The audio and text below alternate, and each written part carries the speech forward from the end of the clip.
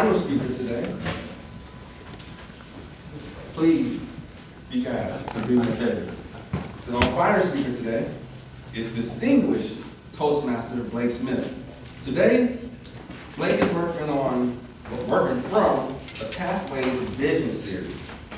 He's doing a project level 3 wherein his goal is to connect with an unfamiliar audience.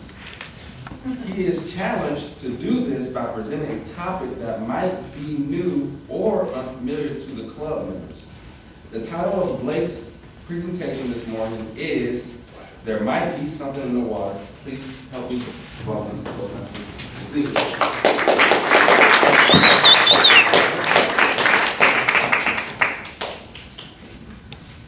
Fellow Toastmasters and guests, good morning. Good morning. And my evaluator, Carmel.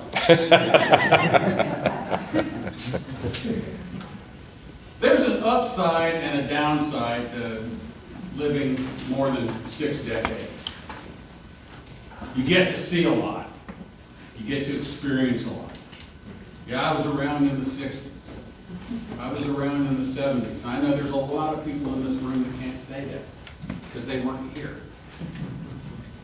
One of the downsides of coming from these eras is you leave friends behind. I had a conversation with my best friend yesterday, and we were talking about how his nephew had passed away of a heart attack. He was 41. And the discussion, well, dying's just part of living. Yeah, you know, a 41-year-old. See, what triggered this is I too had an unusual 12 months. One of my friends, old friend, Scott Baldwin, passed away 1 month ago today with cancer. He was 4 years younger than me. And then Ed came, well, he went last August, a year ago this month. He died of cancer. And I was lamenting this with Ed's sister-in-law. And we're talking about cancer and how it just bites. You don't understand why and when someone's going to go. We don't have a handle on what's going on with cancer yet, no matter how hard we try. I mean, there's genetic research. They know about smoking cigarettes, but the larger picture. Otherwise, we'd have stopped it by now, I would hope. And I said, you know, it's just weird that Ed died about a year after his wife died from cancer. And then Scott died. I said, it's like, you know, you think there might be something in the water. And Joe said to me, well, you know, there might be more to it than that.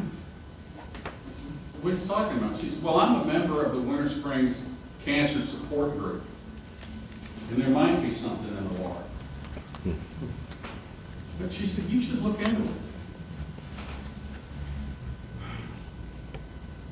So I did. I signed up for it. Laura Tweed is the administrator of the group, and it led me down several paths. You know, as I was thinking about, I was talking to Scott's widow about this. You know, he was just so full of life. He was a firecracker. He was part of our crew. And we raced motocross together, we raced hare scrambles together.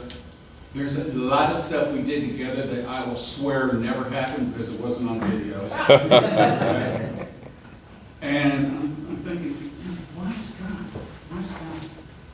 So I went to this Winter Springs Cancer Support Group, and I started looking into what was going on.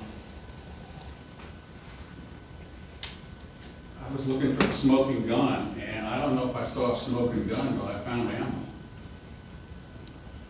Winter Springs, Florida is part largely of what's called the G Creek River Basin. And in the G Creek, along G Creek, there's 22 people that have either got cancer or died from cancer. In the G Creek River Basin in Winter Springs is where my friend Scott was raised, up near 434 and Tuscaloosa Road. They had a ranch up there, horses in the barn and all stuff. Ed, well, Ed lived 30 years in Winter Springs, over in the Oak Forest subdivision. Is there really something going on? And then I went back to where I lived before this house in Oviedo. I lived in Winter Springs. Now, this is strange. Okay, so we're on Howell Creek, another waterway. There's 5 houses on the creek, 5 in a row.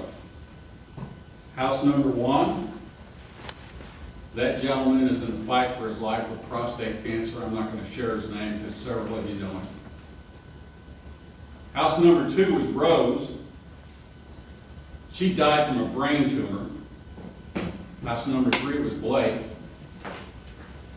House number 4 was Steve, died from pancreatic cancer. House number 5 was Russ. Russ had testicular cancer. House number 3, Blake. Blake has had several skin cancers removed over the last several years. I attributed that to growing up in Florida and not using sunscreen like my mom said. Now I don't know.